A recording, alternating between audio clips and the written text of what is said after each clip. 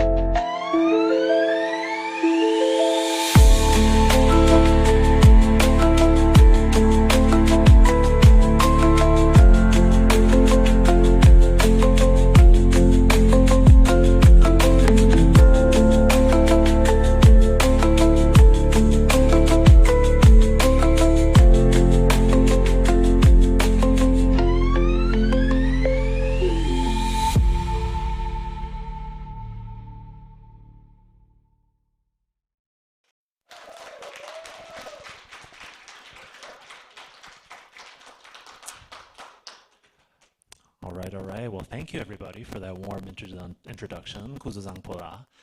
Today is our last live chat of the year here in Paro, Bhutan.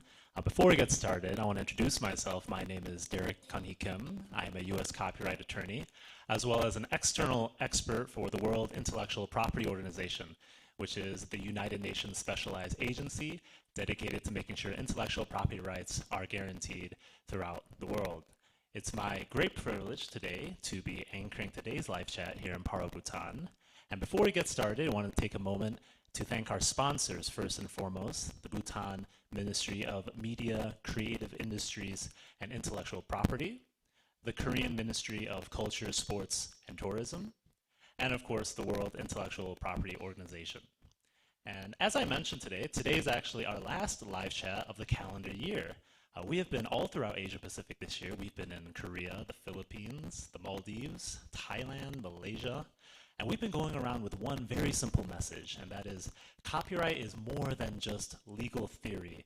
It really is the tool that unleashes creative potential. And in every country we go to, we kind of interact with the same questions, and that is, as a musician, how do I monetize my work and how do I get paid fairly? As a creator, what do I have to do to protect the rights that copyright gives me? But the stories we talk about in every country are local, which is why today we're talking about Bhutanese music, Bhutanese artists, and Bhutanese copyright law. Today, we're going to be going through a series of questions, starting off with what does music specifically mean in Bhutan, the rise of independent artists in this country, as well as the potential for a collective management organization, contracts, and licensing, and the future for taking Bhutanese music abroad. Well, that's really enough of me, I think, because today is not about me at all. I am basically a cheerleader on this stage here today. It is about our four very talented people here on stage who have played a very significant role in the Bhutanese copyright ecosystem. So, before we get started with the meat and potatoes of our chat, I would love to go right down the line here and have everybody take a quick minute or two to introduce yourself. So why don't we go right down the line here? And yes, Lungton, why don't we start off with you? Could you please introduce yourself?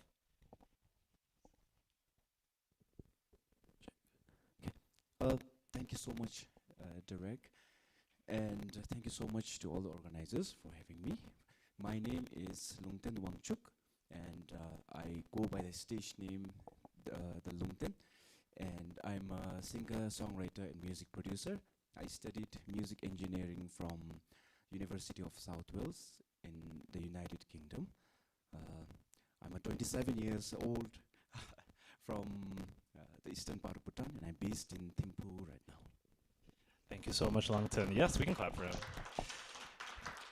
I think it's great to have a rising artist here on stage, so it's a great honor, Lungten, to have you here with us. And speaking about rising artists, why don't we go right down the line? And Pama, could you please introduce yourself? Hello, Kuzuzambala Karalu. Hello, Derek. Thank you for having me. My name is Pema Tiki, and I'm also a singer, songwriter, composer, and sometimes actor. So I have not studied music at all. I'm actually I studied journalism. So, but because of my passion, I left my job to sing and compose. So here I am, and I'm also from Thimphu. Thank you. Yes, thank you so much, Pama. It's so great again to have two very talented artists on stage here with us. So thank you, Lungten. Thank you, Pama. Why don't we go right down the line here? And Kenga, you've had quite a stint here in the copyright ecosystem. Could you please introduce yourself? Hello, good afternoon, and kusangpu to everyone, to the audience, and to all the viewers that are watching the live chat right now. So my name is Kingo Dorji, and I'm from the private sector. I work in a private company.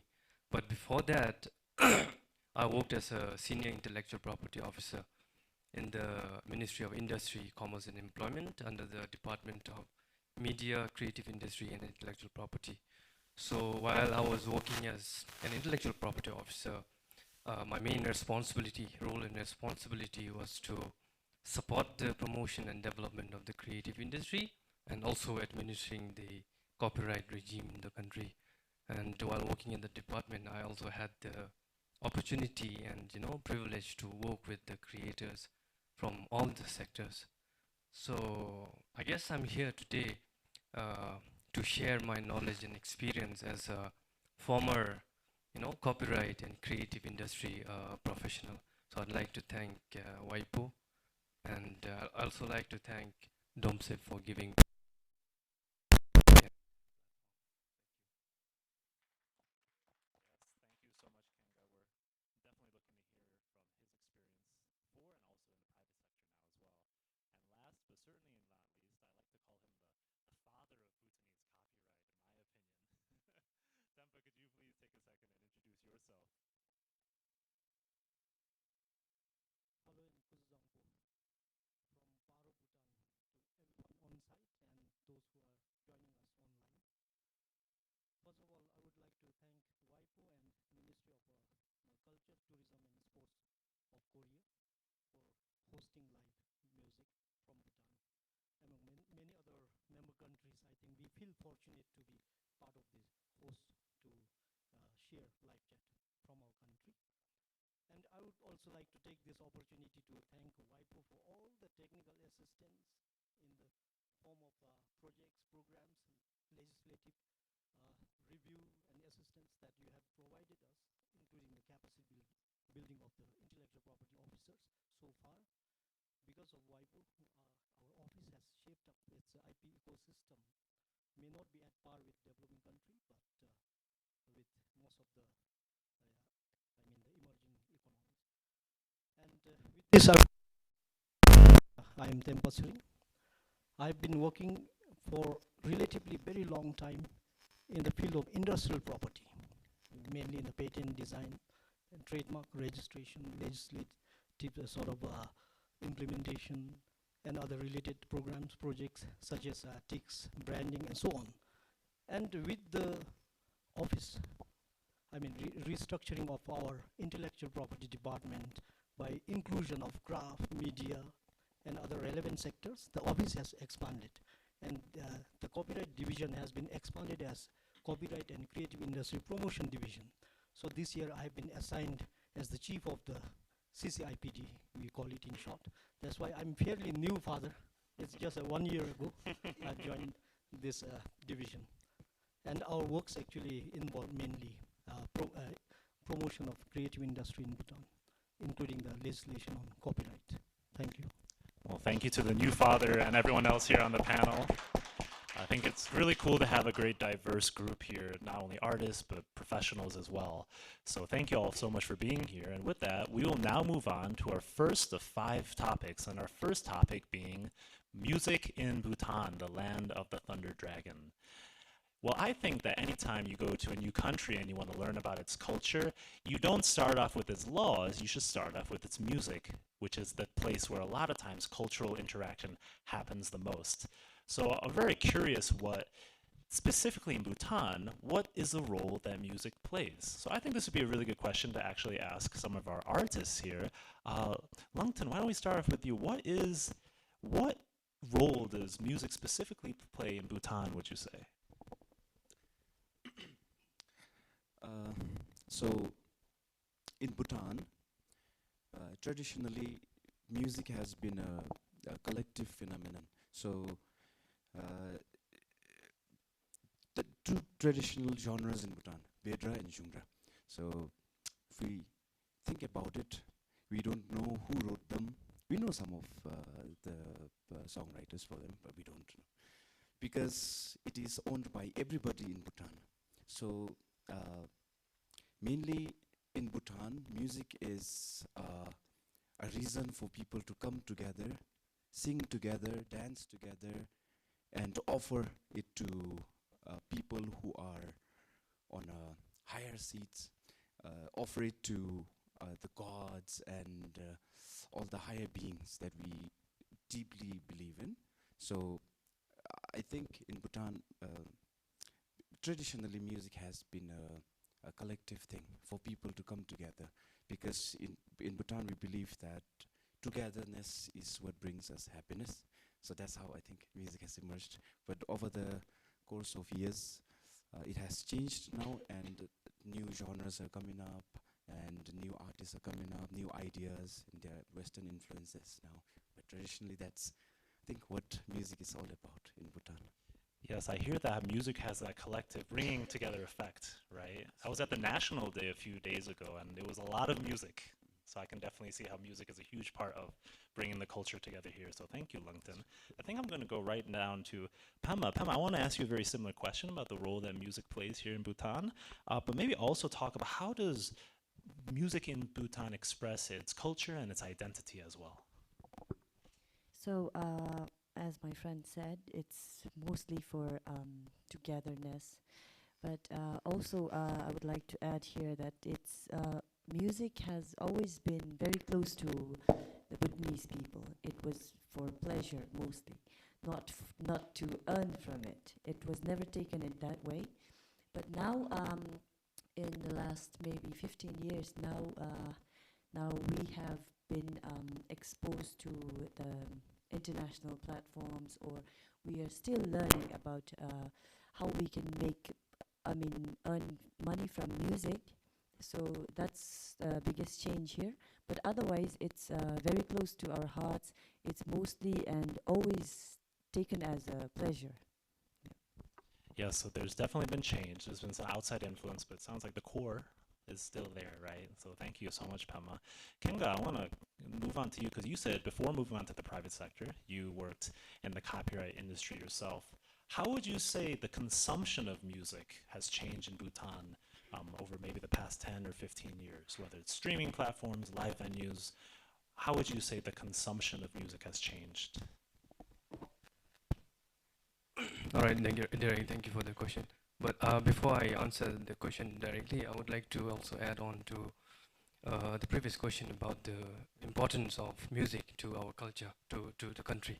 So I think, from my perspective, I think I would like to dissect my answer into three aspects or components.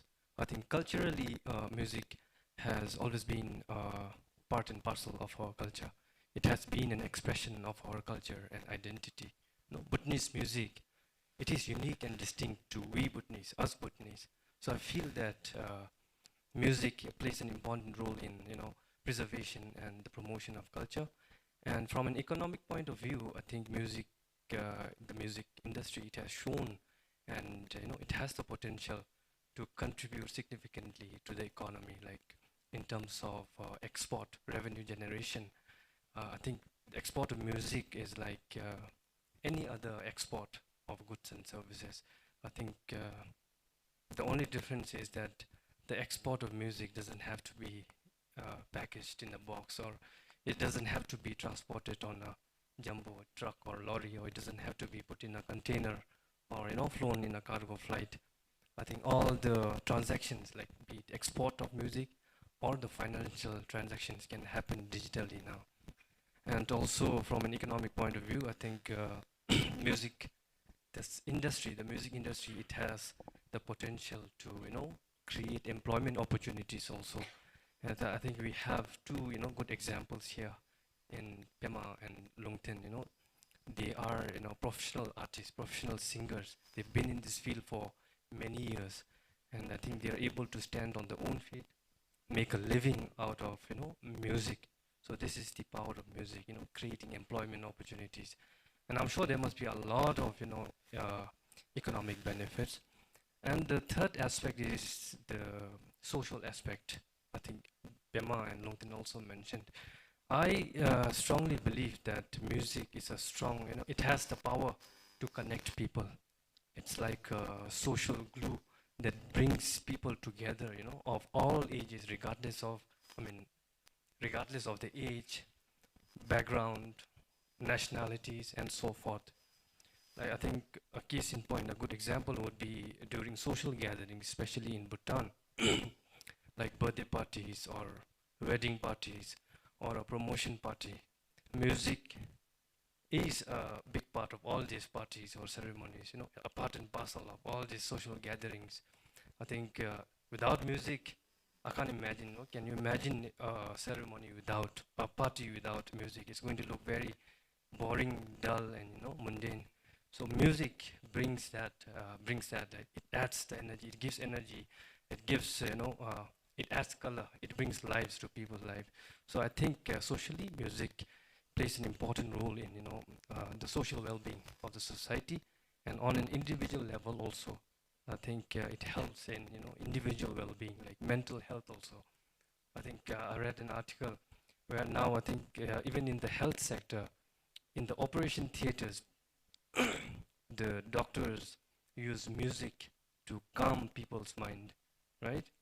And then on an individual level, like this morning while I was driving from Paru to Thimphu for this live chat, I was feeling kind of nervous also. My heart was racing.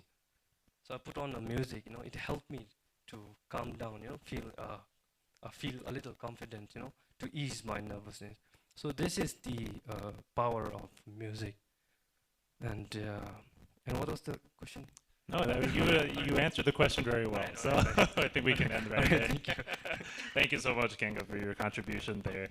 I also want to move on here to Tempa as well, because Tempa, you have a very interesting viewpoint, working in this industry more than 20 years, and you've seen the change in the consumption. Could you tell us a little bit about that, how change in music consumption and the style that you've seen over the past 20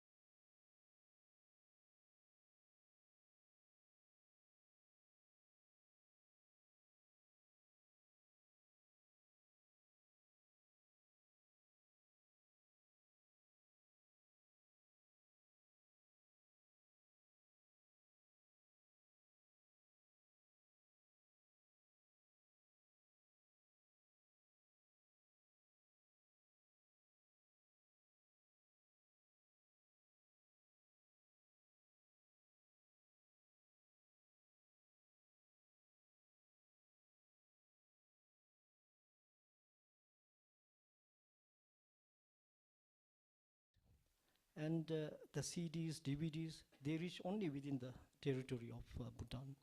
And there was no concept of going global. But we'll end up consuming Western songs and music. But gradually now, people are popularizing our contemporary music, which is fused with traditional lyrics and melodies, with Western instruments and beats. And now youngsters are increasingly using our traditional folk sort of lyrics with the modern beats, instruments, and now genres have also expanded into like hip hop, rock, pop culture, and so on. And it's enabled mainly by the digital technology, be it online platform or be it some sort of electronic instruments. Now people are coming up with new genres, and the youth are taking interest in such creativity. Because it's both supply and demand sort of situation that actually interacts. So when there are more creations, even the demand is also for something which is modern, using the sort of contemporary technology. So we see some sort of scope in really taking up music global through the digital environments. Thank you. Yes, thank you very much, Tempa. And it's very similar. Yes, we can clap for that. Absolutely. It's cool to hear that there's an active movement now to not only export Bhutanese culture, but also make sure that the artists here are fairly compensated and their rights are protected. So we thank you for your service and your contribution there as well. So I did not know this until I came here, but there's a lot of interaction, obviously, with India being very close. So I think inevitably in the creative sector, that means there was always some influence from Bollywood.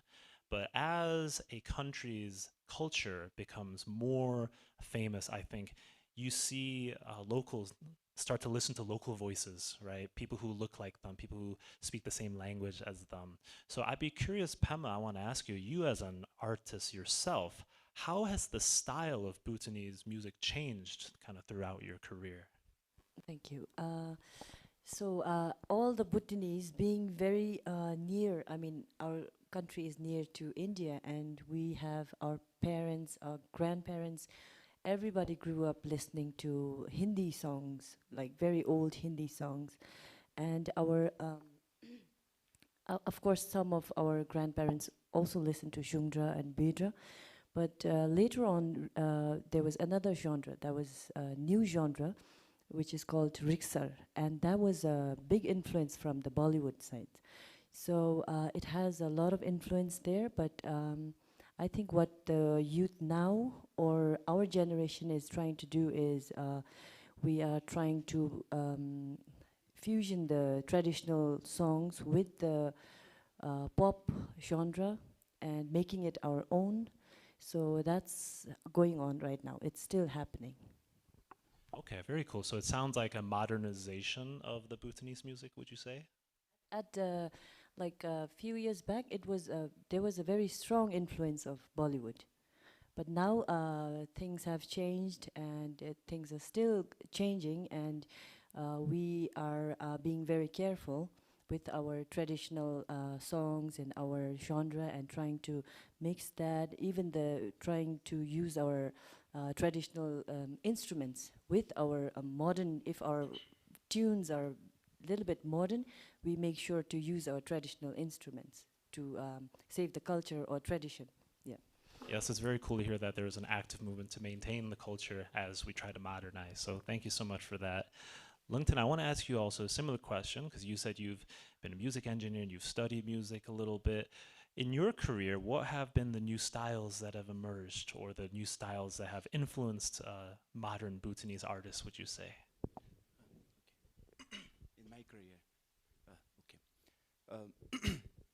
I remember that, as Pema said, there's a strong influence of Hindi music, Indian music in our country. I remember back in 2009 when I was in class 5, me and my dad, we were in eastern Bhutan. We used to go on a drive to the town, small town. And he used to listen to lots of Indian songs. And I do not understand Hindi, still to this day. But he used to show me some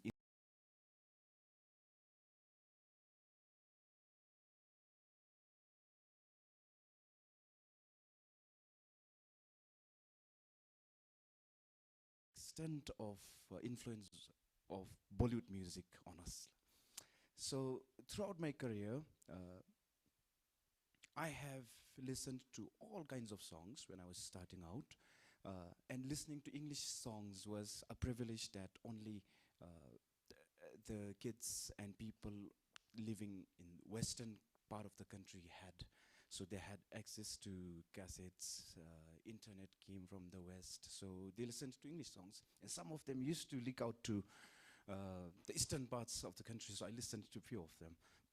So throughout my career, I believe the biggest change is how Bhutanese music went from,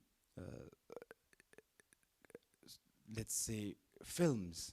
So music used to be carried by films in Bhutan back in the day. If the singer can get an opportunity to sing in a movie, then that's a breakthrough. So one change is now there are lots of independent artists coming up, and they produce their own music in the bedroom, and some of them buy music from online. They get the copyright and everything, they record. And so I think one of the biggest change is the influence from the West now, and the rise of independent artists, and also due to social media and everything, K-pop, you might be familiar with, has a big influence on the youth. So I think it's the variation. The variation extent has grown bigger now due to social media and everything. Well, thank you very much, Lungten. It's cool to hear that we're trying to modernize, but that we're always very active about maintaining the local culture as well. So thank you so much for your contribution here. Yes, absolutely, Kanga, go ahead. I would like to add a little bit take on from where Longten and Pemadiki left in terms of how the music, the style of music, right? The style of music and how the music industry has transformed or shifted or changed over the last 10 years. Like from my little experience and personal observance, I feel that the music industry has undergone a big change, a big transformation. Like 10, 15 years ago, we didn't have many artists, we didn't have many songs, but now, increasingly we are seeing a lot of new singers and a lot of new songs also. If you go to social media, you can, every day there's a new song, popping out. So I think in terms of creation also, maybe mainly because of the government support also, DOMSIP support, there's a lot of creation going on. So there's a lot of new music, coming out. And then in terms of the biggest observation that I made would be the demand in our local music.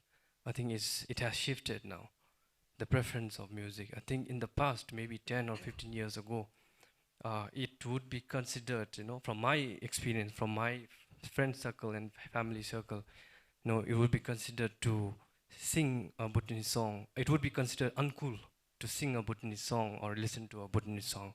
But now this has shifted, no? In the last maybe 2 or 3 years or 5 years, I think everyone is singing Bhutanese song. Everyone is listening to Bhutanese song now. Like very suddenly, so suddenly now it has become, cool to listen to a Bhutanese song, to sing, to sing to Bhutanese song.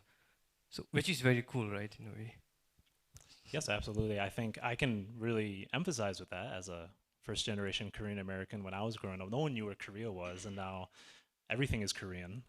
The music is Korean, the food is Korean. So it's great to hear that Bhutan has that going as well. So thank you so much, Kenga. With that, we are going to wrap up our first topic and now move on to our second topic, that is the rise of independent artists. I think creators and artists and musicians all dream of ultimately going independent because that gives them the autonomy to be able to really flex their creative potential without somebody really holding them down. And a lot of times the film industry and the music industry come together, and a lot of times that's when a lot of musicians receive their first microphone. So Pema is not only you're an actress as well, you're a singer as well. And Pema, you were a playback singer at the beginning of your career. So could you tell us a little bit about how that works, and also maybe how you've been able to use your music in film as well?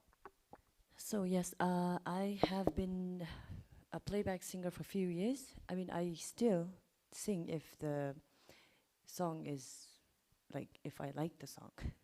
So it started when in 2009 or 10, I don't quite remember, but at the time they composed the songs. They composed the lyrics, the tunes, everything. My job was just to give my vocals, and they would fix my charges also. So the power was basically completely with them. So now that has changed over the years. I've been singing for almost 15 years. So now I get to compose my own songs. I get to express my feelings, and lyrics-wise or tune-wise, or make my videos. And people, I am really glad that not just I was not just supported in the film as a playback singer, but also now I notice that people really like me on screen, and that has changed in the past few years. That now I finally come on stage or be on a music video, because at that time I was just giving my vocals. Nobody knew me, like my face was not shown. I was just there. I just give my vocals, and then I take the money and go home. So that has changed, and now I think with a lot of support from the government and the fans, and of course myself also for putting in so much hard work and passion, I think that has changed. Now the film industry, or of course I'm thankful to the film industry for giving me the opportunity. And but now what has changed is now I compose songs for them. I have that freedom to, compose the song. If I don't like what they have composed, I would make changes, and they are happy with that, and they trust me with that. So that has changed over the years, and which I'm very happy about it. Yeah. Yes, it's cool to hear now you have a bit more control over the songs and the composition as well. So thank you so much, Pema. Kenga, I think I'm going to come back to you actually because you're a former copyright official, and perhaps you saw in your career the interaction between the film industry and the music industry here in Bhutan. Could you kind of tell us a little bit about the interaction between the film industry and the music industry, and maybe the opportunities that came up there?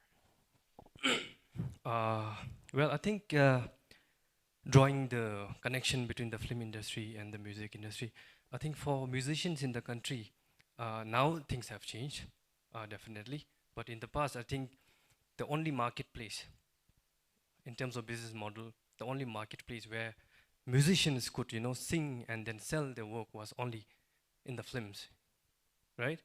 I think all the artists would agree. I think that was the only marketplace. You would sing and then the song would be, bought by the producers of the film. So I think the film industry has given a lot of opportunities for the music industry also. I think these two industry complements each other. And when it comes to the royalty payment also, I think there are some challenges, I think, especially between the musicians and the film producers. I think this is largely because we don't have a proper royalty collection system or mechanism in the country right now. So right now what's happening is the artists, they are paid a one-time fee at the beginning, and then that's it. I think there are no follow-up payments. And if we go strictly by the copyright law, I think artists, singers, they have the opportunity to, earn later on also, not just the payment that they receive in the beginning, but they have the opportunity to earn later on also when the music is used or is used. But this is not happening right now because partly because there is a lack of copyright awareness, and also because we lack a proper rights management system in the country. So I think there's a lot of work needs to be done in order to address the issue related to royalty collection, especially between the musicians and the producers of the film industry. Yes, Kenga, thank you so much for that. And I think definitely you did a great job highlighting how there needs to be a copyright infrastructure that supports the artists. So thank you so much for that. I also want to talk to Lungten here because we're still talking about independent artists. And I think being independent is very exciting, but it also comes with a lot of responsibilities because if you're an independent artist, not only do you perform, but you have to manage your contracts, collaboration, marketing, it's all on you. Lungten, as an independent artist, do you think right now in Bhutan, it's possible to continue to thrive as an independent artist? What would you say to maybe other independent artists to encourage them? Is it possible to thrive as an independent artist here? I suppose it is the golden age in Bhutan right now for independent artists because firstly, we are a very small population country, just 700, barely a minimum, not even a million. So for this market, for a small market, having a singer who is managed by a bigger company, who has a marketing agent, who has let's say a producer, who has even security guards. We haven't reached that level right now. So I think to be an independent artist means also to have the freedom to express oneself. So I think once you're independent, you have a freedom to explore. So you are not inclined to having to sing the song that would appeal the public. So you have the freedom to explore, experiment, and that is the right stage that we are in right now in Bhutan. So lots of influences are coming in, lots of different styles, trends are coming in right now, but it is in the hands of the people to decide what they like. And as an independent artist, then you have a choice, I believe. And then you can decide what you want to do, the kind of music you like. If you want to make more money, the kind of songs you have to sing. So I think being an independent artist, it's the golden age in Bhutan right now. It's advantages both towards the artist and the audience. Well, very good to hear. Very good to hear we're having this live chat in the golden age, right? So thank you so much for that. Pema, I also want to ask you because you said at the beginning of your career, really it was just film, but I'm curious as an independent artist, do you think right now in Bhutan it's possible to be an independent artist? And how is that, how is the environment for independent artists, would you say? Yes, I didn't quite get the second question, sorry. Oh, no, it's okay. Could you just tell us maybe based on your career, because you started off mainly in film, but now you're becoming more and more independent. What would you say to maybe other independent artists in Bhutan? So yes, I mean, it was a blessing for me to firstly get the opportunity to sing for movies, because at that time, 15 years back, movies were doing really well in the country. Movies were the only way to get through the whole country. Social media was used very less here, and now that was a plus point for me. I got lucky, fortunately, and over the years, with a lot of practice, with a lot of experience, I've also wanted to express, and my passion in music was strong. I wanted to compose my own songs. I wanted to be in the video myself, and that happened. So now I'm an independent artist, and social media played a very vital role for us. It really helped. It made our journey very easy. It was to reach, especially the whole, not just the country, but the people outside. So it was a very good path, good way to use the social media. So that helped a lot. And the independent artists now, the young kids, what they're doing is they just go to YouTube, they get the tracks, they buy the tracks, they compose their their songs, their lyrics, everything, and they just follow the trending songs, and that's becoming very easy now.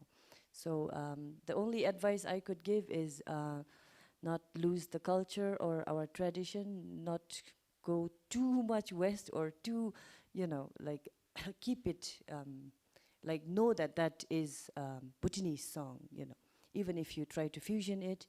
So that's what our generation are trying to do, right? I don't know. I am, especially the language, we're trying to keep it our language, not too much Western. We are very careful with our pronunciations. And even some tunes or even the traditional instrument, we try to use it so that that music sounds Bhutanese. When the outside people listens to it, oh, that's a Bhutanese song, So don't lose that. That's my only advice. Otherwise, they're doing a great job. Thank you. Yes, thank you so much, Pema. I think those are very wise words said there, so thank you so much for that. This concludes our second topic, the rise of independent artists. But before we move on to our third topic, talking about copyright, we actually have a video highlighting our very own Pema Deki's work. So why don't we go ahead and watch that video.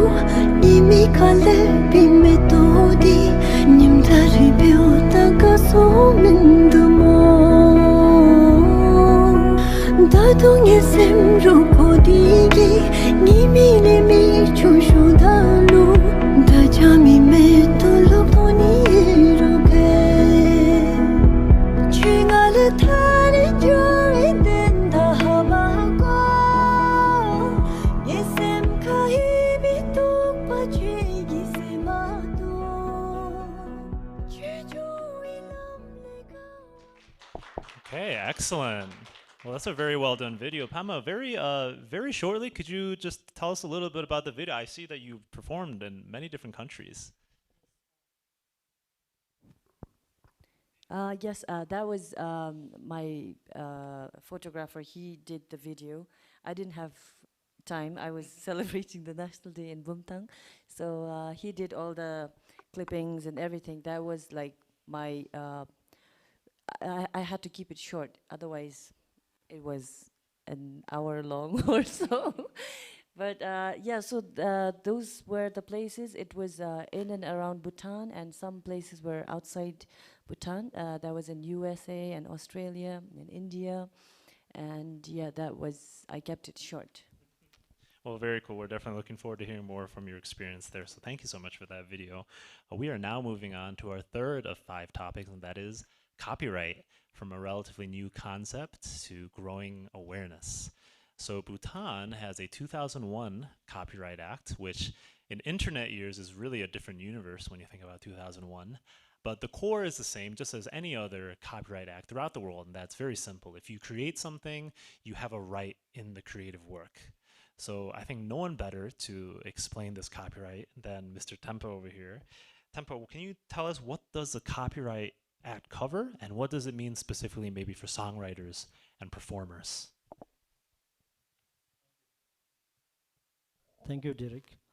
Bhutan endorsed Copyright Act of the Kingdom of Bhutan in 2001. That was just around the time when internet was introduced in the country, but only in the later half of 2000 people started using internet, but that I would like to explain later on. But what I would like to say is the Copyright Act doesn't cover much on the digital platform, but coincidentally it's in compliance with the Berne Convention. Although we joined in 2004, our Copyright Act of 2001 was in synergy with the Berne Convention of 1886. So with this, I would like to say that the copyright itself covers lots of protection of literary and artistic works, including audiovisuals and musical works. And on the musical works, it has 3 components. It gives rights to the music itself, the lyrics, melodies, for the artists, the lyricists, and the composers. They have the right to stop others from copying, reproduction, or broadcasting, or performing without their authorization. And the second component is for the sound recording, which is also known as producers of phonograms, or in Bhutan they are like music producers, music studios. So there they also have right over the audio file, that the music, and they can stop others from like broadcasting, reproducing, or performing with their authorization, or even in for using in some commercial ads and all. They can stop. They have the right. And the third one is, which most of our artists ignore, is the performer's right. So that includes both singers as well as choreographers. So whatever they perform, although it may not be their original song, if they perform publicly or in events, so they can stop others from recording without their authorization, or broadcasting whatever has been recorded without their authorization, and then using in some commercial ads and ventures. So that's why even for rock concert tonight, we don't allow professional cameras, because we fear that they might record it in a very good form, and then they might use it commercially without our authorization. So these 3 elements are there, and the rights given by our Copyright Act is... Perhaps that has to do with maybe to adapt it to the digital age. Could you tell us about maybe some of the proposed revisions to the Copyright Act? This is a work in progress, and in November we got endorsement to go ahead with the revision of the Copyright Act of 2001. And this is mainly because of the evolving scenario as the country moves forward, and with the embracing of digital technology, as well as some of the emerging issues and policy discussions.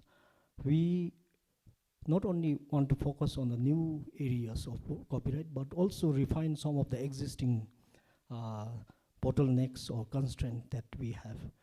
Because earlier 2001 Act is very broad, and it has been left to many sort of non-uniform interpretation from different enforcement agencies, as well as it created ambiguity for the artists and right holders themselves, especially on the enforcement of right.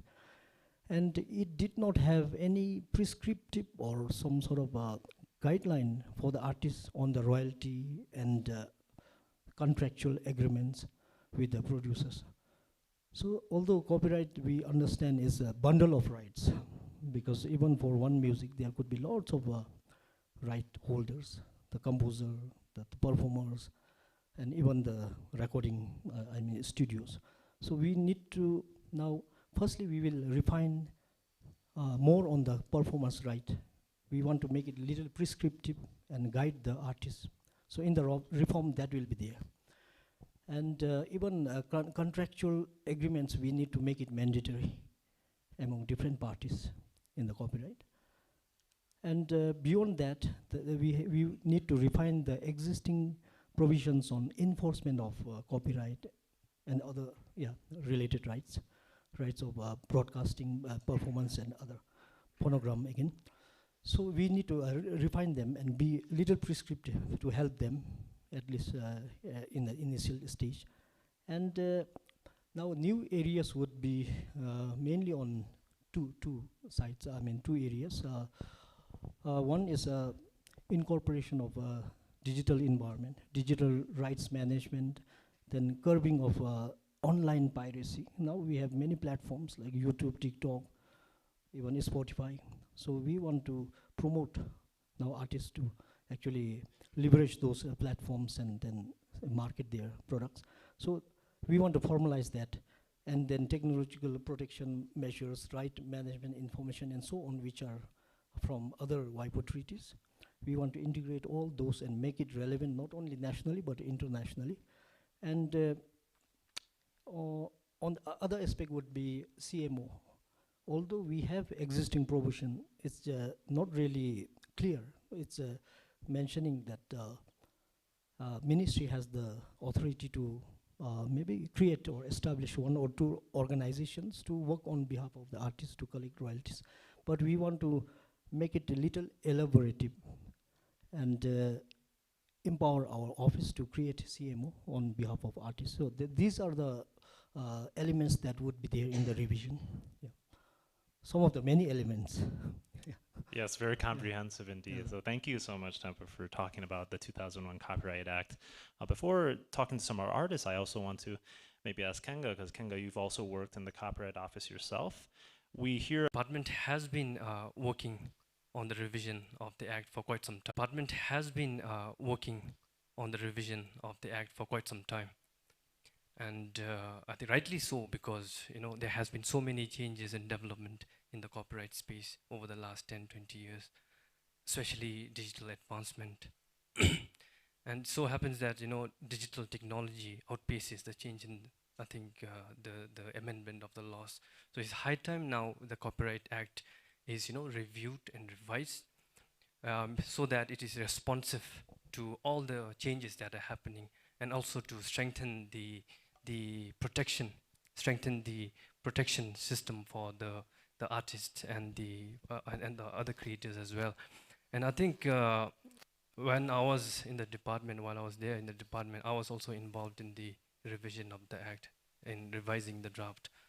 So we were also trying to include provisions from the major WIPO major WIPO treaties and conventions, like the WCT and the WPPT, combinedly called as the Internet treaties. And then we also have the Beijing Treaty for audiovisual works, and also the Marrakesh Treaty.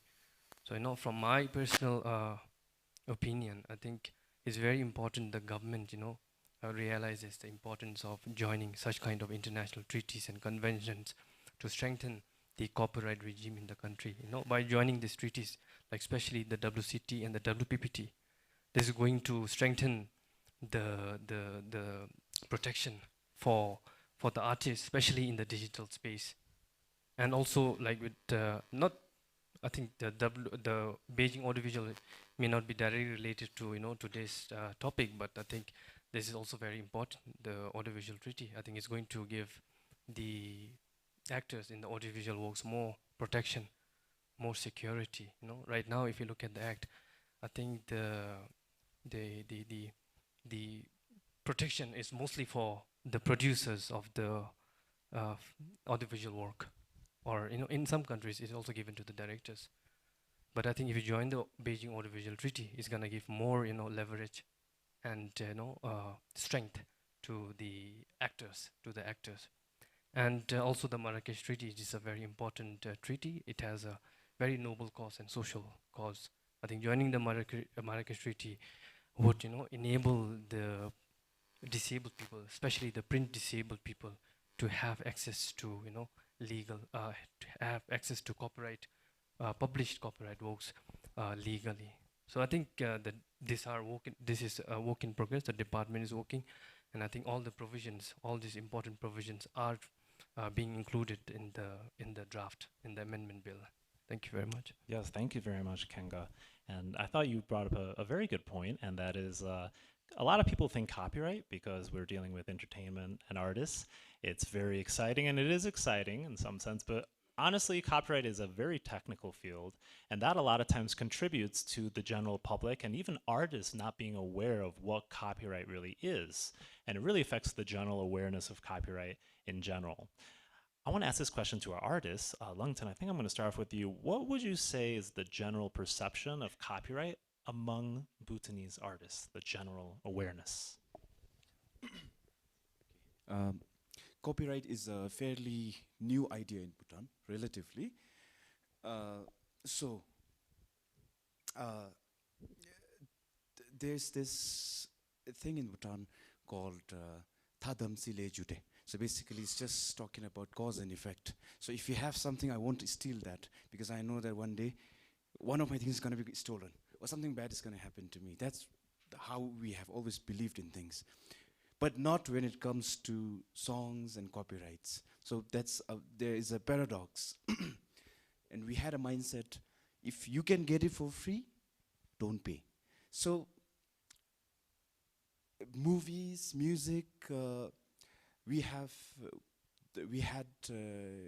still don't have any theaters in Bhutan where we project the international movies and stuff like that. And now we have internet and we watch movies through lots of sites like Netflix, we pay, and but still no theaters. But back in the day when internet was not there, we had to watch it from pirated copies, and we had to listen to music from the pirated CDs.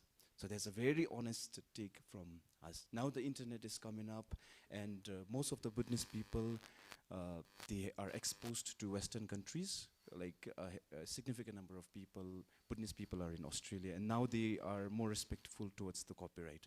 Now, when it comes to artists, when we started out, we had no idea what copyright was. We had no idea what royalty was because it was not a thing in Bhutan. So, as I mentioned earlier, in Bhutan, music is kind of a collective phenomenon. Like Bedra and Jungdra, nobody knows who owns them. So it's a public domain. Like I think it's for everybody to sing and dance. Some people record their covers, and we don't know who to ask permission to sing those songs like Bedra and Jungdra. So I think it has never been a thing, copyright. But now it's a lot better. Now it's a lot better, because of the social media, because of awareness, and now because of this kind of talks, because of government's projects that informs people. It's a lot better, and artists are now beginning to also take copyright and royalties seriously. Now artists are saying, oh, this is my music. If I make a music video, it should be on my... Our Bhutanese people. Of course, it's the artists, they're still learning and they're being educated by the office, Department of Media. Thanks to them, we are also still at the learning age right now. But but it's going to be a tough job for the public to understand this, that about royalties or the copyrights, or even the radio stations won't be very happy with us, or the TV stations, or so it's because Bhutanese mindsets has always been as music is free. They don't understand, or they've never heard of it. Actually, it's not their fault. So they think music is free, it's everywhere. But now we are taking it forward. We are making them understand, especially the artists, the musicians.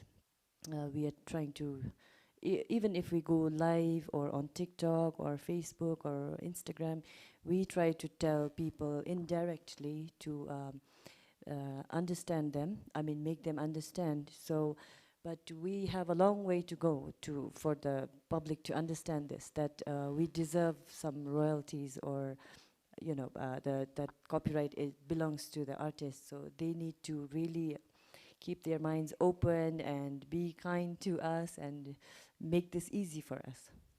Yes, absolutely, because music it's a service. Music has inherent value, which means that you deserve to be compensated for it. So I definitely am looking forward to continuing to see copyright become more of a thing here in Bhutan. Before we wrap this up, I am going to ask Tempa one more very quick question, because we have to stay on schedule, but it's kind of a big question, and that is, what needs to be done to increase awareness of copyright in Bhutan, not just with the artists, but with the general public? What would you say? I feel copyright is widely known and heard word in Bhutan, but least understood in terms of principle and rational.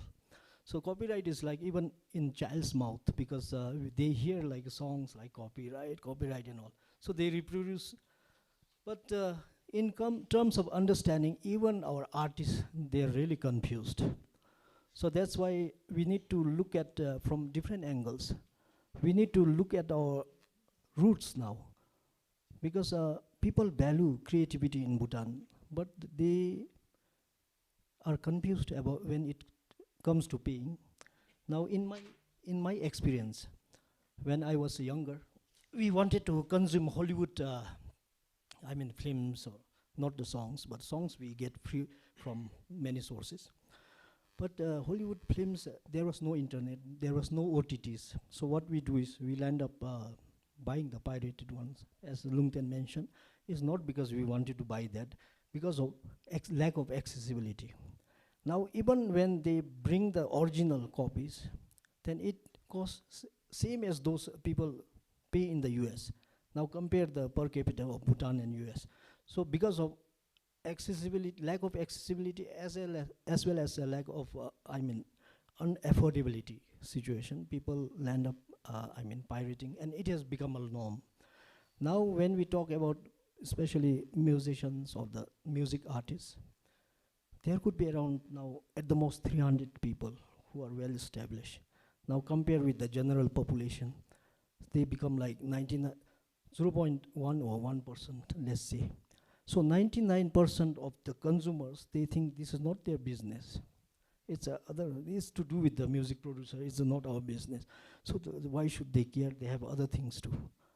So that's why now the challenges become, increasingly tough. And we actually try through different mode to create awareness. People respect and they want to pay, but they don't know how. And now, because through CMOs and other tools, we will have to do it. But CMOs are very higher, at a higher level. Now, what we, even when we say awareness, it can be at different levels. Even a road show without any preparation, like giving some messages, could be awareness. But hand-holding some of the relevant people and pulling in the hall and creating like subject matter, tailor-made awareness would be little impactful than road shows. And then hand-holdings and content creations, and funding artists for content creation, and then teaching them on right management. That is also awareness, but at different levels. So we need to now, rather than creating awareness blindly, rather than shooting arrow in the sky or in the dark, we need to be little cautious. We need to do surgical strike now. I mean, we need to look at where we need to put effort. Otherwise, we call in like 1,000 students, final year students, give talk on copyright. Next year, another 1,000 comes. And among the 1,000, maybe one or two could actually leverage on what we are saying. So we don't want to waste such effort. Now, I think another impactful area where we could create awareness would be to put in the school university curriculum, because everyone will be like mandated to study some modules on copyright and even other intellectual property rights. And then we do create some videos and put on OTTs and other films. But such efforts we have been doing, but they have been like shooting in the darkness so far. So we need to look at some very practical tools and even the target audience to create awareness, impactful awareness, not simply awareness. Sure. Well, I'm very much looking to this surgical strike. I'm very much going to look forward to that in the future. So thank you so much, Tempa. I think one way to think about awareness, copyright awareness, it's not necessarily about turning every artist into a lawyer or a legal expert, because as we've seen, copyright is actually very, very technical. But I think it's just giving the musicians and the creators just enough knowledge to maybe use basic agreements, basic contracts, and also to know when to say no when they feel like their rights are being taken advantage of. I think that's really awareness bundled down very simply. So thank you all for your contribution on this technical topic that is copyright. Before we move on to our fourth of 5 topics, we have another video from our very own Lungten. So why don't we go ahead and watch Lungten's video.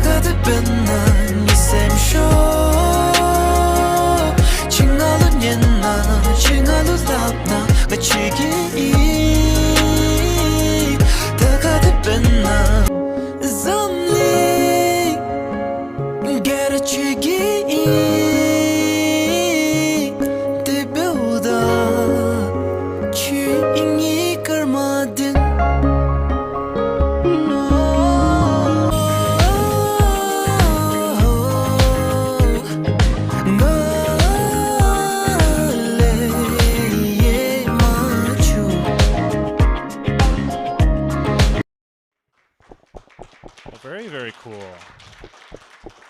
Well, Lungten, I think I should definitely give you a quick chance to speak about some of your work. You've done a lot of different things here. Can you tell us a little bit about the video? Check. Okay. So these are some of my music videos that I've worked on. I take music as a medium to tell stories, and stories have an impact. It has the power to touch people, and when you touch people in the right way, it triggers the various complexities of human emotions like compassion, kindness, togetherness, and I want to give the stories to the people. So yeah, those are some of my music videos I've worked on. Well, thank you so much for that. We're definitely wishing you all the best here in the future. So thank you, Lungten. Well, with that, we are now going to move on to our fourth of 5 topics, and that is monetizing talent and protecting rights.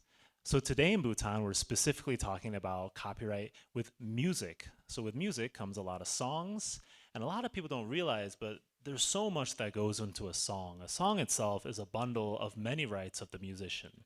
You have the right to reproduce, the right to perform the work, the right to make a derivative work or a translation or a remix. The list really goes on and on, but anytime somebody else uses an artist's song, there has to be payment and there has to be permission as well.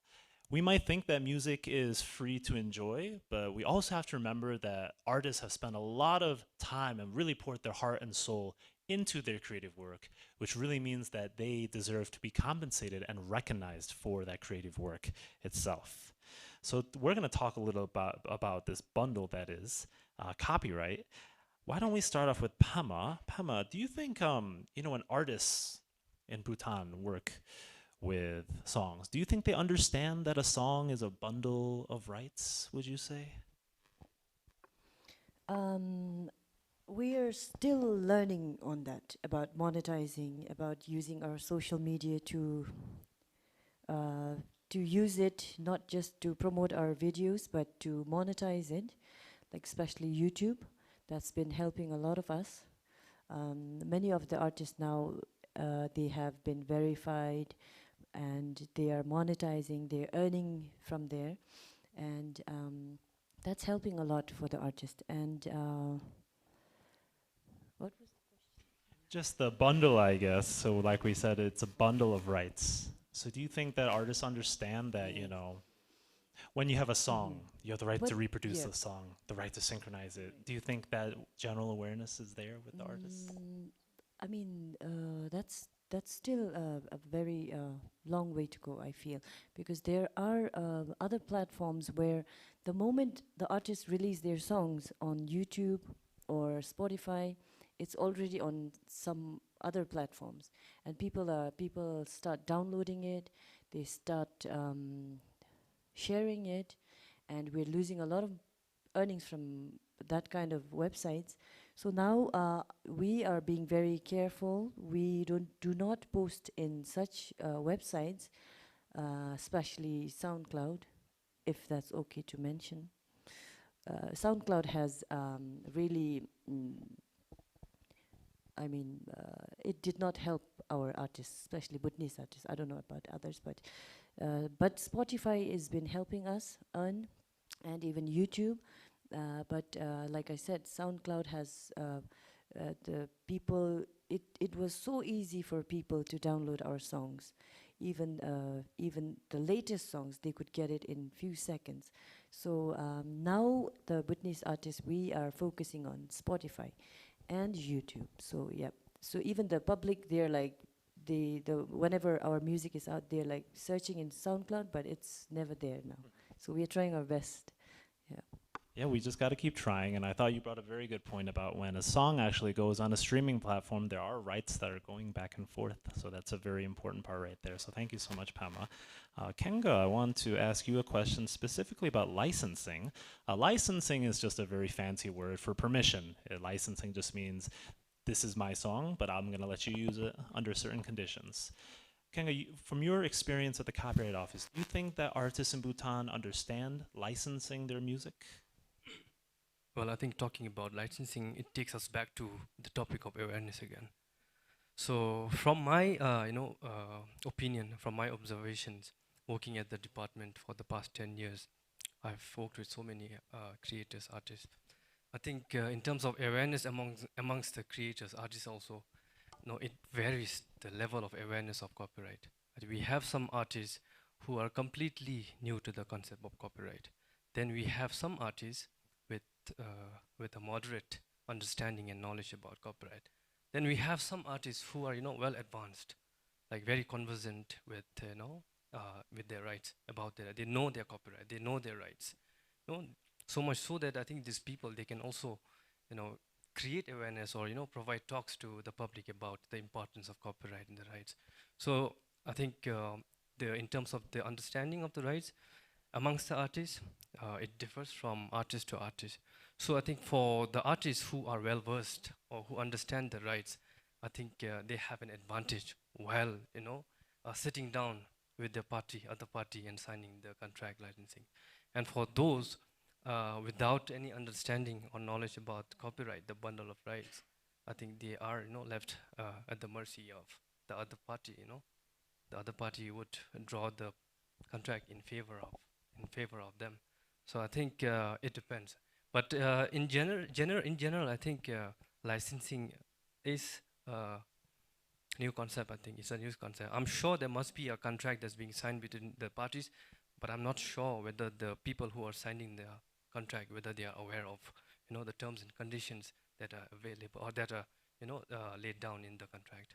Yes, very good connection you made there about how really licensing, it goes back to awareness of copyright. That was a very good point. So thank you so much, Kenga. Lungton, a quick word I want to ask you also about is the use of contracts with musicians here in Bhutan. So kind of in my practice, it's very natural to have a written contract and have both sides maybe negotiate the contract, but how are contracts used here in Bhutan, or is it mainly just informal verbal agreements? Most of the time, contracts are not a thing in Bhutan. So, being a small community, we know each other very well, most of them. So, the thing is, there's a thing called Ngoshe Drinche in Bhutan. So, basically, I know her, she knows me, and we are dependent on each other. That's what it means, the concept. So, many a times when we work, we go based on verbal promises and trust in each other. So if she's making a movie, for example, I'll give her a song and she'll say, I'll pay you this much. There's no contracts written. So the thing is, in Bhutan, the professional and the personal things, there's no clear boundary between the two because of how we have always lived together, depending on each other. So sometimes the mindset is if she's making a movie, okay, I'll give a song to her movie for free. And my mindset would be next time if I want something, I can ask from her. So there's this mindset in Bhutan, and it's deeply rooted in all of us. So contracts are not a thing in Bhutan. But to add on to copyright, I want to give a big shout out to one of the characters in a Bhutanese story. His name is Meme Hele Hele. So Meme Hele Hele, I think, is the first person in Bhutan to ever give importance to intellectual property. And basically the folklore is, I'll keep it very short. Basically he had a cow, I think. I might miss on the details, but the essence is he had a cow. He exchanges it with someone with a goat. Now he has a goat, exchanges it with someone with a hen, and finally goes to a flute. And then he exchanged it to learn a song. So now in turn he had a cow that he exchanged with a song. So he is the first person who respected intellectual property. So big shout out to Meme Hele Hele. Absolutely. Yeah. You guys are way ahead of the game then. Yeah, he has shown us the path, but now our job is to follow him. Thank you. Absolutely, very well said. Yeah, okay. Well, Bhutan is I think you guys are much farther ahead than you think you are. If it's in the folklore, probably faster than the US or Korea, you know. But that's very cool. No, thank you so much, Lungten. It's great to hear, though, that there is the cultural aspect that comes with the contracts that you can never ignore, obviously. Before we wrap up this fourth topic, we're going to talk a little bit about copyright registration, which a lot of people are sometimes mistaken on. Copyright registration is not some kind of magical shield. You get copyright the moment you create a work. But what registration does is it supercharges that power because you get to enforce your rights because there's a legal public record that is made with copyright registration. So Tempa, I think you'd be the perfect person to talk a little bit about copyright registration. I'm curious what the state of copyright registration is here in Bhutan, as well as why is it important that artists register their copyright with the office? Thank you, Derek. This is very relevant to the areas of our work, and we have officials who are involved in copyright registration right here. But before that, I would like to advise on Lungten's Meme Hele Hele. Unless he fixes the work in fixed form recording, he will not get copyright if he just keeps in his mind. So fixation is very important. Let him not forget and lose the value of one cow. So with this, I would like to say that by legislation, people do not need to register copyright. It's automatic protection on creation or fixation or recording or whatever in physical as well as in audio format. But we do advocate people to register. It's called voluntary registration and deposit system since 2012. That's because firstly, it looks very professional. I mean, the person, if they register, so it's like a legal sort of document they have, and it can keep away the infringer. It could be used as a warning tool, because without registration, if they have no certificate or documents proving ownership. If they verbally warn some potential infringers, people don't actually heed to the warning. So if they circulate or send them some sort of official documents, a copy of that certificate, then the other party is a little threatened. So that's one advantage. And second advantage would be if they want to network and collaborate with foreign artists or international music or studios, I think it appears more like serious, authentic people who register their work. It gives confidence to the foreign parties. That is second thing. And in future, this copyright certificate could also be used by collective management organizations for royalty distribution and tracking the right author or owner and so on. So there are lots of advantages in registering copyright. And the process is very simple. It doesn't entail long waiting hours and examination as it is done for industrial property like invention, design, patent. Copyright, we keep it for 30 days open for opposition. Anyone we publish online. If nobody opposes, we register. But it doesn't mean that that person is we don't authenticate that person as the owner. He has to make a declaration that he is the owner. But in case of any sort of misinterpretation or litigation later on, that person has to prove, the registered owner still has to prove in the court that he is the real owner. So it's just a prima facie evidence that we give this certificate as, which means unless proven otherwise, he's still the owner. So that advantage he or she has. Thank Yes, indeed, it's a public record, and I think it shows how important the work is to the artist and the contribution it can also have going abroad and doing collaborations with other people. So thank you so much, Tampa, for talking about copyright registration and the importance there. Let's talk a little bit about royalties. Royalty is just a fancy word for money. And like we said, you're providing a service as an artist, so you deserve to be compensated. We've heard from our panel a little bit about the situation with royalties, and I think, Pema, maybe I want to ask you about right now, how do artists in Bhutan collect royalties, or maybe what needs to be done to improve the royalty system?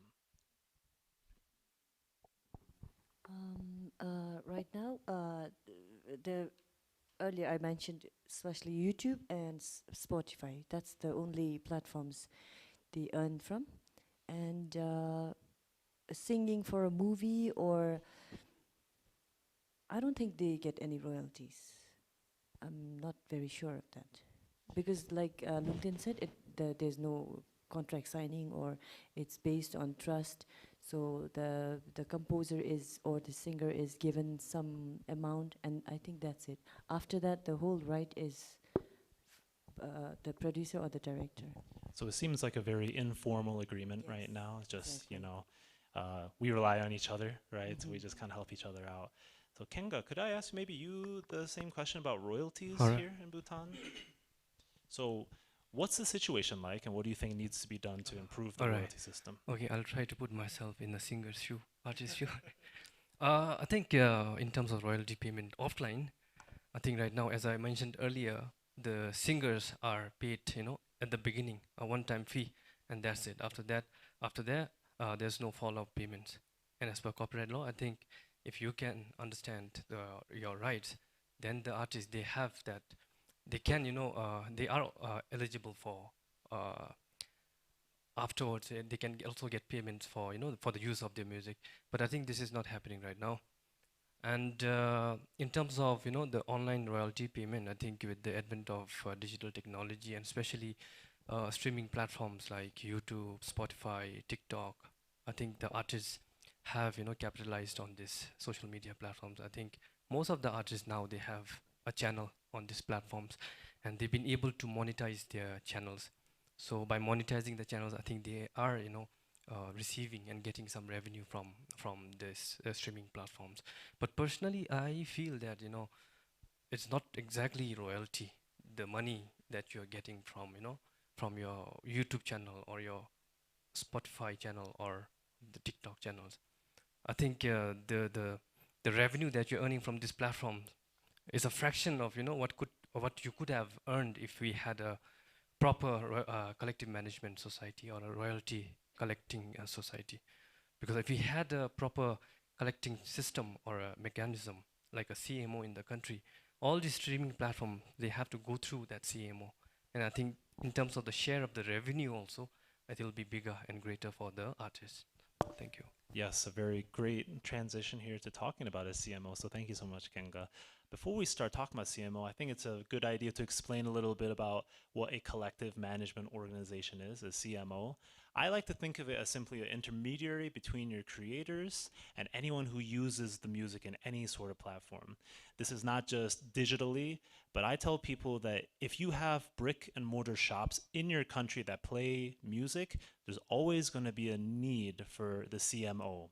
Because if artists were responsible for tracking every time their song was played anywhere in the country or anywhere in the world, they would not be able to exercise their creative potential. So that's what the CMO does as an intermediary, is that they collect the royalties or the money from the music that is played throughout this country or throughout the world, and then distributes that royalty rightfully to the artists.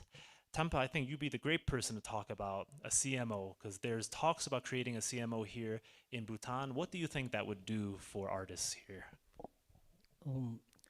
CMO would be one of the organizations which could effectively implement Copyright Act. Because, for instance, Section 4, Part 5 of Copyright Act of the Kingdom of Bhutan, it's a definition of public communication or public performance. So it says, if somebody plays a song, be it original, but okay, pirated, we don't actually include in such an example, but even if it is original, if you play and within the family circle or close acquaintance, meaning that if you invite for a dinner like your family friends, you can play within that circle. But if it goes beyond, if somebody outside hears, that's still not permitted, which means that it qualifies as public performance, where this family has to pay to the author, I mean the music producer or the rightful copyright holder. So, but here in Bhutan, even if you perform or play that song to 1,000 people, you still feel it normal. And people don't actually feel the need to seek permission of the copyright holder. So it has become normal. There has been no formal complaints, because enforcement, we leave it completely to the right holders. Now having even the restaurant business, they play it for commercial use, for the clients, customers, and the artists, they don't care to oppose those. But having CMO would put all these establishments, not the family one, but especially the commercial establishments to start with, and then negotiate on behalf of the artists or the right holders, because they cannot go every day or every month to all these outlets and then check whether they are playing their song for public and then negotiate. So that's why now CMO is an agency which collects the rights of all the independent artists. Just now we are giving music as example. There are other publishers, CMO for books and for many other creative works. Now the music CMO would gather the rights of all the independent music right holders, and then they will negotiate with the commercial establishment for the public live performance and so on. So in the end, all the artists will be the member. So whatever has been earned will be distributed, but corresponding to the works used. If I'm an artist, and if my work has not been used by anyone, then I'll not get anything paid at the end of the year. The famous artist whose song is very viral, popular, he might get paid as per the number of times it has been played. So this is the basic concept of CMO. Yes, Kenga, please keep it short though, please. All right, okay, sorry. Okay, then I'll provide a short scenario of how a CMO could, benefit the music industry and the country as a whole. I think first thing, if we have a CMO, it will, help formalize and organize the music sector in the country. Right now, we don't have a formal association of the music sector in the country. Like all the musicians, the artists, they operate individually. And secondly, if we have a CMO, because the CMO will be administered, will be given the responsibility to administer and manage the rights on behalf of the creators, they will be able to collect the royalties, distribute the royalties. So I think we will have a proper mechanism to in terms of royalty collection and also in terms of distribution of the royalties. And I think this will remove a lot of burden from the artists also. So artists can they don't have to worry about managing rights. I think the artists can focus and concentrate on what they do best, that is creating. And lastly, I think if you have a CMO, because the CMO will be administering and managing the rights on behalf of the artists, they will also be responsible to enforce their rights. So in a way, I think having a CMO will also bring awareness, create awareness, and also bring down the level of infringement and copyright violation in the country. Thank you. Yes, very well said, Kinga. Because it comes down simply to having artists do best, right? And it would put more money in the pockets of Lungten and Pama, so that's always a good thing, right? So I think CMOs will be very beneficial, hopefully, in the future. So thank you all for that. We are now going to move on to our fifth and final topic, and that is Bhutan music cross.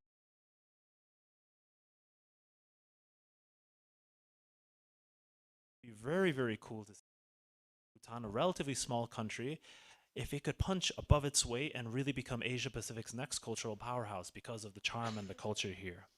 And along with that, I did not know that hip hop was a very big thing here in Bhutan. So, Lungten, I'm not sure if there's Bhutanese folklore about hip hop, but if you could tell me a little bit about maybe why do you think hip hop is so popular here? And would you say there's a renewal of interest in hip hop for Bhutanese artists and musicians? Bhutan had a trend to follow what's doing well, what everybody is following. It has been there for a long time. So we had a time when a singer called Namgi Chicks, he used to sing for the movies. He used to be what all the children in Bhutan, all the youth in Bhutan listened to. And then came a singer called Ugen Pandey, and he sang like around 500 songs, like in his own entire career. So he's in the audience right now. He's a very handsome-looking guy, and so I think it's a trend, like hip hop.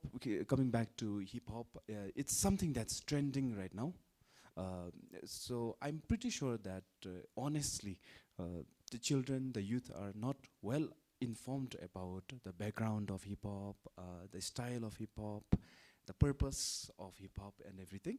But I think it's like a trend that children are following right now. And I feel like hip hop is a very expressive genre, and children these days, especially the youth, they are more expressive. So they don't hide anything. If you look ugly, they say it on the face. I got it twice. So hip hop is a very expressive genre. So just do that. They don't. They just have to follow the rhythm, and within that rhythm, they can fit in as much words as they want. So it's like a trend, and being an expressive one. So it's a trend right now. Okay, the expression. I know we have a rock concert later tonight. Maybe we'll do a hip hop concert next year. Maybe. Well, I guess we'll have to see, right? It'll do really well actually if the hip hop concert is here. Okay. Well, we'll have to take note of that. So thank you so much. Pema, let me ask you about your experience performing internationally in other countries. I've heard that you've performed not only in Australia, New York, you performed in the Middle East. What do you think performing internationally does for the Bhutanese culture? And just tell us about your experience performing abroad. After singing for movies for many years, after coming up with different, after the songs were really popular and liked by many Bhutanese living outside, I think artists going outside the country, it was a gift by our king. On his birthday, he decided to send a group of artists in different locations, like in US, in Arabic countries, in India, to celebrate his birthday. So we were sent as a gift to the Bhutanese communities there. So I think that paved the way for artists to like really get fans from Bhutanese living outside. So in 2018, I was sent to sing in New York City. That was like the biggest achievement. I'm still very grateful. And for the first time, the Bhutanese, they lived there for like 20, 30 years, and they listened to us, and that was the only time they could actually meet us in person. So they were excited, we were excited, and after that, we were like turnwise sent in different places like Australia or India or US. If Lungten was sent in Australia, I was sent in US, or Ogun Pandey was sent in, like turnwise.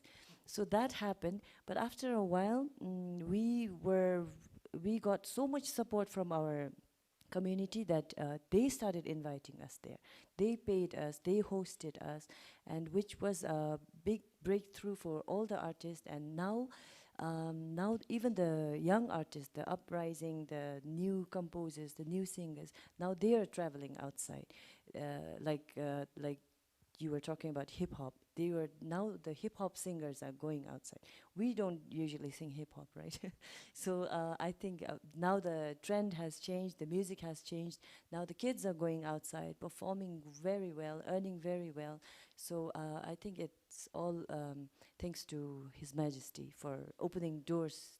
And now what we're trying to do is not just for the Bhutanese listeners, we are trying our best to have foreigners, like how the K-pop, like I said, how the K-pop, we don't understand any Korean, but Bhutanese or Americans or Europeans, everybody's listening to K-pop. Everybody is mumbling the words they don't even understand. So now I think that's our next aim, to get out of our, the box, to get out of the box and get more viewers, get more supporters. Because I think even the government or our king or our artists, I think everybody is coming together, and they are seeing the potential in us, that Bhutanese songs are really good. It's trending. It has already reached in Sikkim and Tibet, and like Sonam Wangchin is traveling all the way to Paris, and not for Bhutanese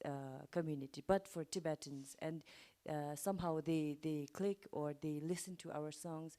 So the next aim is to go out and reach for more audience. Thank you. Yes, I think we'll have to bring you to Korea sometime. Maybe you and LinkedIn. Oh, we'd love to have you, so hopefully we can put that on the to-do list as well. So thank you so much, Fema. We're going to slowly start wrapping up, but I heard a very interesting story that Ed Sheeran shared a stage in Thimphu very recently. I did not know that. That was very cool for me to hear. That's a copyright story. I think that shows that's putting Bhutan really on the global map. So that's very exciting. Kenga, I want to ask you a little bit about, so that concert was in January 2025 in Thimphu. Beyond just attracting, Ed Sheeran to Bhutan, what do you think the impact of having a global star had here for the music ecosystem? First of all, I think the Ed Sheeran's concert in January was a major milestone event for the country. It must have been the first time that an international artist of his, caliber and stature has come to Bhutan and performed. And I think that immediately put on the global music map. And I've also, right after the event, like few days after the event, I've seen some news articles and news coverage about the concert in Bhutan. So I think it did help the country, to gain some popularity across the globe. And for the artist and for the audience in the country, I think it was a great experience, going there and watching Ed Sheeran perform. It was a great experience. And then I think for the artists in particular, I think Ed Sheeran's concert showed, what can be achieved, what is possible. And I think it also encouraged the music community, like the power of music, what can music do. And apart from that, again, I think also the like crew members, like the technicians, the sound technicians, for the light technicians, I'm sure they must have gained a lot of, insights and valuable experience working alongside the Ed Sheeran's production team. And on top of that, I think for the country also, I think it showed, it demonstrated to the world that Bhutan a small country, a developing country, also has the ability to host and manage such kind of concerts and events. And lastly, I think the concert also uh, perhaps paved a path or way, opened the doors for other international artists to come to Bhutan and perform. Thank you. Did you get to go to the concert? Yes, I was there. I was Oh, there. what do you think? Well, I'm not a big Ed Sheeran fan, but I've never experienced a major international concert. So I went there to experience that, and it was amazing. Oh yeah, absolutely. I think the scale is definitely something Yes, different. yes. Wellington, did you get to go to the concert? I did. Okay, well, what were your thoughts about the Ed Sheeran concert? Firstly, before even before uh, before the concert, even before the concert, the stage was very overwhelming.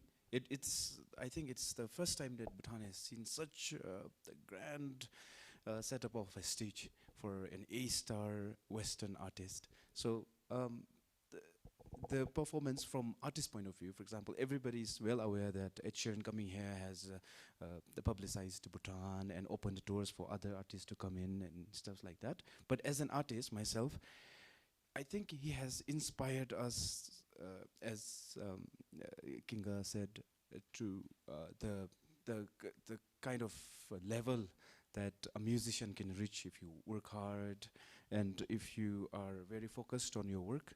The kind of stage that you can reach, like Ed Sheeran has shown to all the artists of Bhutan, that I think it was a very good example for us to look up to and work towards our goal. And also, I have seen in Ed Sheeran's post on Instagram that one of my favorite bands, One Republic, the frontman Ryan Tedder, he commented, "Oh, he's been to Bhutan.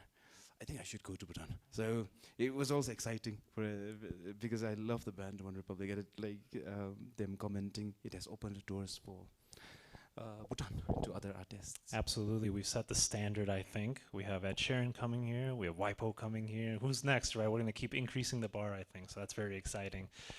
Tempa, I want to give you a chance to speak because our artists and Kang have talked about how bringing Ed Sheeran here really put Bhutan on a higher level, put it on an international stage. Maybe from a policy perspective, what needs to be done to increase the reach globally for Bhutanese musicians and artists? As our earlier members mentioned, we initially viewed fielding our artists abroad as cultural and sort of soft power diplomacy, mainly to showcase our culture. But now we need to move a little bit at different level and promote that as a brand for our music, musical products or international recognition. That's one advantage. And then artists themselves, they can have some economic opportunities and collaboration when we field them outside. But to do that, there should be some sort of written policies, because policy would bring funds and support from the government and other related agencies. So it should be a collective effort. Artists on their own, they should produce quality. The production should be very high quality. They should have a digital presence. Not that I'll go outside and promote myself. No, even before going out, they should have a strong digital presence. Of their works. And then intellectual property rights management. They should be clear. They should untie all this bundle of rights and make it clear what actually they are trying to perform there, and not take others' work and randomly sing there. So if you are to promote yourself and the country, first the artists should be very strict on what products they take outside. And then if there are any sort of network and collaboration, then it could help not only the individual artists, but all the artists association, within the members of the creative industry, especially the music sector. Because when we field, DOMSIP has been supporting artists to perform in North Indian states. So our mission is not only to support this, the group that we are sending. We want them to make the audience there feel the taste of Bhutanese creative, the music, the contemporary music. And in the process, they help in promoting even those who are at home We cannot field everyone there. Only the pointers and who has the potential we field there to pave way for other people. And even without being to one of the North Indian states, one of our an artist, he has been recognized there because of YouTube presence in that place. So he is as good as like their own people. So that's why performing outside by groups actually promotes our homeworks. So that's why it's very important, but it should be collective effort. We need funding, policy support, as well as we can use even missions and embassies to do that. But funding support should be through other agencies at home. And artists themselves should also actually network, because the limited people in the government agencies cannot look after everyone's interests. So this these are the submission from the office. You bring up a very good point. It has to be a multifaceted effort between the public and the private. The artists have their role, the public officials have their role as well. So thank you so much for that, Tempa. Pema, a very quick word, because you mentioned how you've used social media to promote your music. Talking about taking Bhutanese music abroad, or maybe the interactions you've had with other fans, how do you use social media to take your music beyond Bhutan? What I did recently is I collaborated with one of the popular singer who is very well known in Tibetan communities. So he was here for a tour, so he's a good friend of mine, so thankfully he said yes to this project. So he sang my song, it's called Karselma. So now he's currently in Paris, and he was in New York. So what he's doing is he's singing my song and going around. And the video is on my YouTube. So that's how I try to use my social media, by letting a friend, or even if he's not a friend, I would request without any hesitations. If I'm lucky, I'm lucky, right? So he and I, we did a music video, a very short one, and that went very well. And because of because he was featured there, I was able to get good subscriptions also. And now the Tibetans also, they know that song. So this is how I try to use my social media. And thanks to him, his name is Sonam Topten. Yes, international collaborations. It's always a great idea. I'm also hoping to collaborate with the Gangnam Style singer. Right, Sai. Yes, We got Timpu style. If he's watching that. Yeah, we got Timpu style or Paro style, maybe. Very well. I'm looking forward to that. So thank you so much for that. I think that's going to wrap up the main session where we talked about all these different topics. So thank you, everyone, for your contributions. But before we get done, we're going to have a quick second for just everyone to give a concluding remark. If we could just keep it short and succinct. The future, the challenges, the potential for the Bhutanese music industry going forward. If each of you could maybe say a concluding remark, I think that would be very nice. So I think we'll just go right down the line here. So Lungten, why don't we start off with you? Could you talk about the future of the Bhutanese music industry, the main challenges, and the biggest opportunities? Bhutan has come a long way when it comes to music, and now more than ever, everybody is very supportive of Bhutanese music. As earlier mentioned, now it's very cool to listen to Bhutanese music. The government is coming together. Even the royals themselves, they attend the concerts. Now, I think the support is very much from the audience side. And now the work should come from the artist side. Now the artists have to level up, they have to learn every day, work, and because as mentioned earlier, when Ed Sheeran came here, he showed what's possible. You don't even have to know the song, like the pure professionalism he shows on the stage, it's enough to grab the people. And so artists have to work hard. The opportunities are very big. And as per the struggles regarding copyright, I think it's a lot better now when compared to before. Now people are paying for like Spotify to listen to music, and they're watching ads on YouTube, and it's helping the artists. And it's a lot better now when it comes to copyright. Even a student from the remotest parts of Bhutan, they send me messages sometimes. Acho, which is a big brother, can we sing your song on our concert, school concert? And I say no. I say yes. And so even they have the awareness about the intellectual property, and that we have to seek permission to sing songs. So it's a lot better, and I'm seeing all the positive sides when it comes to copyright in Bhutan. Thank you. Yes, thank you so much, Longton. A bright future indeed for the future going forward. So thank you. Pema, could you please give your concluding remark? Just talk about the biggest challenges and the biggest opportunities going forward. So right now it's like the best time the artists are having. Now we just have to be focused, and if you are actually if you have actually decided to make music as your career, like me and Lungten and some of our friends, we have to really focus it, because we have to stay focused and we have to give our best. And I would also like to say that it's not just like, of course, independent artist means you just work solo, right? But even Bhutan is very small. Our community, it's like very less. So I feel like the singers also needs to come together and not just like, compete to go up. But I feel like they need to come together, pull each other, and actually not just stay in the country, become famous in Bhutan. It's like, I feel it's easier to become famous in Bhutan. But now coming together, collaborating, if Lungten and my genre is same, we collaborate and make it big, try to go outside. So I feel like the singers should also come together and work hard together, and I wish everyone all the best. Thank you. Absolutely. Thank you so much, Pamela. We wish you the best in your career as well.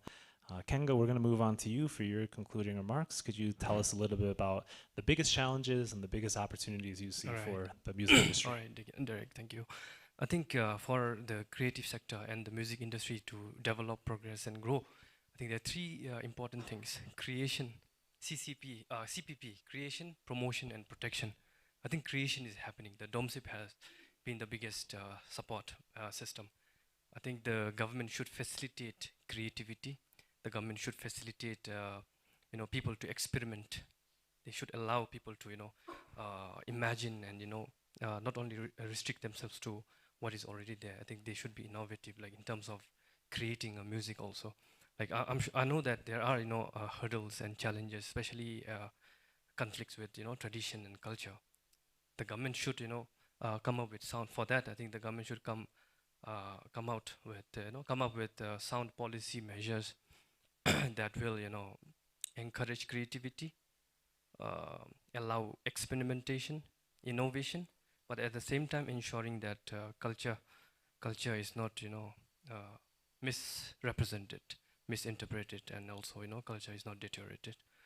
And on the second part, promotion, I think promotion is happening. All the artists are, like really promoting the works using social media. I see a lot of artists promoting their works on YouTube, TikTok, mostly on TikTok. So these are, tools useful to promote your work, to gain international audiences, to connect with international audiences, and to penetrate the international market. And I think for so long we have always, thought about, we have always remained inward. We are always thinking about Bhutan. Like we have never thought outwards. Trying to export our works outside. So I think now is the time, because I think as the country, step forward to make big moves, like the government has this big objective to make Bhutan a $10 billion economy by 2030. So I feel music and the artist, they have a big role to play in achieving that government's objective. So I think there should be a lot of promotion, like especially in terms of collaboration. Also now, if you want to go outwards to international audiences, I think collaboration is very important. I think Pim Diki just said that she collaborated with some top 10. I think by doing that, Pim Diki, I'm sure you must have gained a lot of fans from India, or some top 10 fans must have followed you. So I think Bhutanese artists should try to do more collaborations. I think Longten can look forward to maybe doing a collaboration with Daljit Singh. Daljit Singh, the Punjabi rapper. He's very popular right now. He's trending right now. Likewise, I think Pim Diki, she has already done a collaboration with Somdiki, Tobdin, Sonam Tobdin. She can now, think of doing a collaboration with Yo-Yo Honey Singh, or maybe Himesh Reshmiya. These are all trending artists in India right now. And if you can capture and penetrate the Indian market, just an example, India has a huge population, 1.4 billion people. And finally, on the protection part, creation is happening, promotion is also happening. On the protection part, I see that as the weak link in the creative system right now. So for protection, I think we have already discussed. For protection, I think we need to first revise the act to strengthen the protection of the artists, the creators, and then we need to step up. I mean, the government has been, the department has been doing a lot of awareness, and they should continue to create awareness. And finally, the rights management system. I think to address the issue of royalty collection, and also to reduce infringement in the country, I think we need royalty collecting society, or a proper mechanism for royalty collection.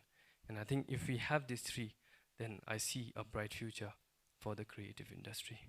And lastly, I would also like to a big shout out to DOMSIP. The DOMSIP has been the biggest support system for the creative industry in the country. So thank you very much. Yes, thank you so much, Kenga, for the very, very great words there. Yeah, we can clap for that, I think. Very well said. Tampa, why don't you wrap us up here? Your final remarks, the greatest challenges and opportunities you see. Yeah, in order to wrap up, I'm tempted to rephrase one Anon quotation. Without science, life is primitive. Without music, life is poor. Which means so long our civilization goes on, music will have to be very relevant to balance our life. So with this, I'm saying that the challenges may not be as it is, as it was few years back. Because earlier Lungten said this is golden era. Because in a few years back, we didn't find many musicians who are living through music. They are either doing some business or other office works. Now we see many coming up, solely dedicating to music. So otherwise, that was one challenge. But we still need more people. We still need more quality musical products from Bhutan in order to go global and leverage on digital technology and online platforms. We cannot limit ourselves within the 700,000 people. If there are no any sort of foreign revenue generation, I don't think this will be sustainable.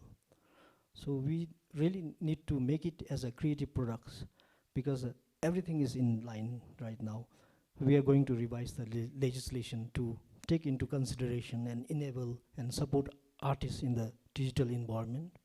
And on their part, they have to work hard, encourage each other, and maybe produce a global hit very soon to put Bhutan on global music map. So opportunities there more than challenges.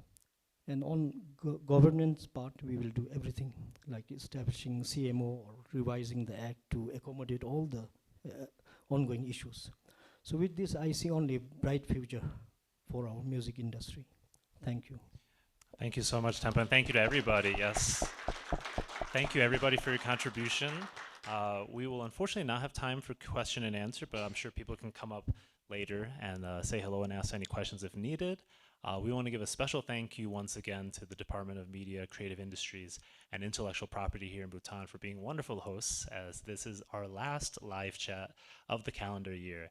It is an definitely been a very interesting and exciting one, talking about copyright all across Asia Pacific. And my hope is that our artists here in Bhutan leave today's live chat feeling a little more inspired, as well better equipped to protect and monetize their rights. So thank you everybody here, and we will see you all in our next live chat. Thank you very much.